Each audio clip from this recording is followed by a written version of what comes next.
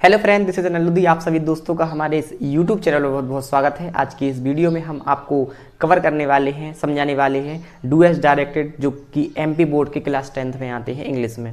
Do S directed एक difficult topic होते हैं, बच्चों को समझ में नहीं आते, लेकिन हम आपको केवल 7 प्रश्नों के माध्यम से इस तरीके से समझाने का प्रयास करेंगे कि आपसे कोई भी डू एस डायरेक्टेड आ जाए आपसे बन जाएगा। इसके साथ हम आपको थोड़ा कंसेप्ट, थोड़ी सी थ्योरी उससे रिलेटेड, उस ऑप्शन से रिलेटेड आपको समझाने का प्रयास करेंगे। तो बने रहिए हमारे साथ इस वीडियो में लास्ट तक।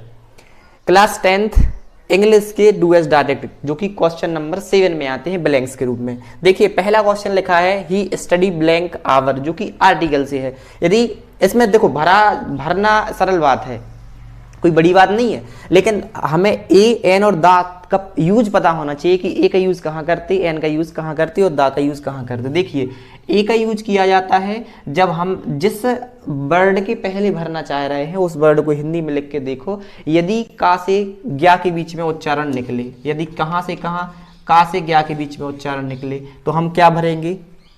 ए। यदि का आ से आहा के बीच में उच्चारण निकलता है, आ से आहा के बीच में उच्चारण निकले तो क्या भरते हैं? एन। और कोई महत्वपूर्ण बात हो, कोई सुपरलेटिव डिग्री हो, कोई अजूबा हो तो हम भरते हैं दा।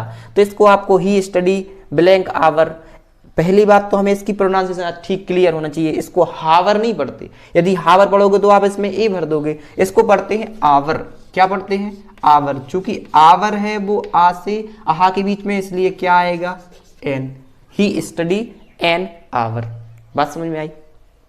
सेकेंड क्वेश्चन है Ram sits blank Sahil and Lalit. जो राम है वो किस किस के बीच में बैठता है? साहिल और ललित के बीच में। तो आपको यदि बिटवीन और अमंग का यूज पता है, कहाँ बिटवीन का यूज करते हैं, कहाँ अमंग।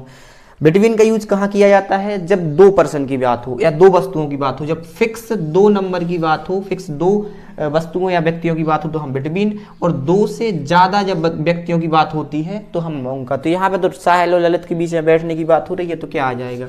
बिटवीन। क्वेश्चन नंबर तीसरा, सी इज मोर ब्यूटीफुल ब्लैंक रानी। वह ज्यादा सुंदर है किससे? रानी से। देखिए, ये वाला क्वेश्चन आपसे पूछा गया है डिग्री, कॉम्पेरेटिव डिग्री का यूज है। हमें पता है कि कॉम्पेरेटिव डिग्री के बाद हमेशा हम किस पेयर का यूज करते हैं? देन का। मतलब जब भी कॉम्पेरेटिव डिग्री आती है आपको याद रखना है CD के बाद हम THAN देन का यूज करते हैं। THEN आपको एग्जामिनर क्या करते हैं? कंफ्यूज करने के लिए THEN दे देते हैं, लेकिन ये तो टाइम के लिए यूज किया जाता है, कंपैरिजन के लिए तो हम देन का यूज करते हैं। तो सी इज मोर ब्यूटीफुल ब्लैंक रानी, तो इसमें क्या आ जाएगा? इस वाले देन का यूज क्या आएगा? देन रानी। ये अच्छे से याद रखना है, कॉम्पिटिटिव डिग्री में पेयर बनता है कॉम्पिटिटिव डिग्री का देन के साथ। इसके बाद फोर्थ क्वेश्चन है I have been reading book blank morning. Since और फॉर का यूज है बहुत सिंपल। सेंस का यूज कहाँ किया जाता है? जब टाइम फिक्स हो। अच्छे से याद रख लो कि सेंस का यूज किया जाता है जब टाइम फिक्स हो, और फॉर का यूज किया जाता है जब टाइम फिक्स ना हो। फिक्स का मतलब अनिश्चित टाइम हो, मतलब हमें टाइम के बारे में एक फिक्स जानकारी ना मिले तो हम वहां फॉर का। तो यहाँ तो भाई सब क्या, I have been reading book blank morning, सुबह तो भाई सब फिक्स है, हमेशा सुबह तो सुबह ही होती है, तो फिक्स टाइम है, इसलिए क्या आ जाएगा?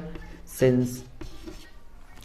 फिफ्थ क्वेश्चन है do you have blank money, some, any और मैनी में से भरना है। आपको पता है कि जब भी कोई क्वेश्चन पूछा जाता है तो हम वहां कुछ के अर्थ में हमेशा एनी भरते हैं। जब भी नेगेटिव सेंटेंस हो वहां भी एनी का।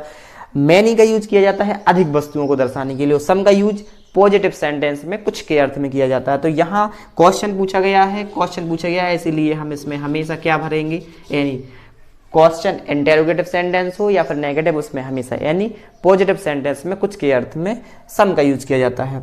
6th क्वेश्चन है there is blank water in the jug. पानी, जो जग में कुछ पानी है। तो यहाँ पर मैनी तो आ नहीं सकता क्योंकि मैनी यूज होता है काउंटेबल के लिए, जो कि वाटर तो अनकाउंटेबल है। सम मतलब कुछ, और मच, तो हमें मच और मैनी में से भरना होगा। तो इसमें हम प्रेफरेंस सम की तुलना में किसको देंगे? मच को, क्योंकि मच भरा जाता है अनकाउंटेबल नाउन के पहले। तो वाटर एक अनकाउंटेबल नाउन है, इसीलिए अनकाउंटेबल नाउन के पहले मच भर दिया हमने। इसके बाद 7 है he was born blank July. A preposition के ऊपर से है, ऑन का यूज किया जाता है कहाँ पर? किसी सरफेस कॉन्टेक्ट के अर्थ में। ऑन का यूज एक और कहाँ किया जाता है, किसी डेट के पहले। ऑन का यूज कहाँ किया जाता है, किसी दिन के पहले। इनका यूज कहीं स्थान, कोई बड़ा महानगर है वहाँ रहने के लिए इनका यूज किया जाता है किसी महीने के नाम के पहले। और एट का यूज पर के अर्थ में या टाइम के पहले किया जाता है। यहाँ पर एक मंथ का नाम है और मंथ के नाम के पहले हमेशा हम किस प्रपोजिशन को भरते हैं, इनको। तो ये कुछ ऐसे थे। यदि आप इनके साथ में जो हमने आपको थ्योरी या कंसेप्ट बताया है वो आप कॉपी में नोट डाउन कर लें और उनके साथ वीडियो को 1-2 बार और देखेंगे तो आपको और कंसेप्ट क्लियर हो जाएंगे। यदि आप 7 प्रश्नों के साथ इन सब के यूज को अच्छे से पढ़ लेंगे तो इन्हीं में से आपको 7 में से कोई 5 करने पड़ते हैं। I am sure very that you have to able to done in the exam time. 7 हैं, 7 में से कोई 5 करना है। यदि हमारी वीडियो आपको पसंद आई, हमारा पढ़ाना आपको पसंद आता है तो टेंथ से ही संबंधित हमारे चैनल पर और भी वीडियो हमने अपलोड की है, उनको भी जरूर देखें। इस वीडियो को अन्य दोस्तों के साथ जरूर शेयर करें अपने, और हमारी वीडियो को लाइक, शेयर और सब्सक्राइब करें। Thanks for watching my video. धन्यवाद।